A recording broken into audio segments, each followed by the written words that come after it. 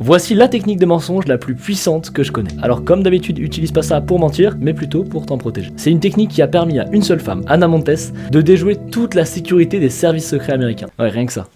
Anna travaillait pour la DIA, en gros le service de renseignement aux États-Unis, principalement sur le dossier Cuba. Ça a une importance pour la suite. Parce qu'à ce moment-là, on est dans les années 80 et pendant des années, les États-Unis ont cherché à trouver qui était l'espion qui envoyait toutes les informations des États-Unis vers Cuba. Bon, c'était évidemment Anna, et la technique qu'elle a utilisée pour ne pas se faire attraper, c'est ce qu'on appelle la vérité par défaut. Pour que personne ne la soupçonne, elle s'est comportée à l'inverse de ce que ferait un espion. Dites-vous qu'elle avait un des postes les plus importants dans les services de renseignement américains, sa sœur était au FBI, et pire que ça, son mari travaillait dans les services de contre-espionnage des États-Unis. Donc son mari travaillait clairement pour arrêter les gens comme elle. Et elle s'est dit, je vais me marier avec ce mec. Et ça s'arrête pas là. Elle a décidé de prendre une année sabbatique, payée par les États-Unis, à Cuba. Personne ne l'a soupçonné de travailler pour Cuba contre les États-Unis, parce que notre cerveau l'élimine automatiquement. Et c'est précisément ce qui l'a sauvé. Donc pour faire simple, pense à remettre les évidences en question, ça peut peut-être te sauver de certains mensonges.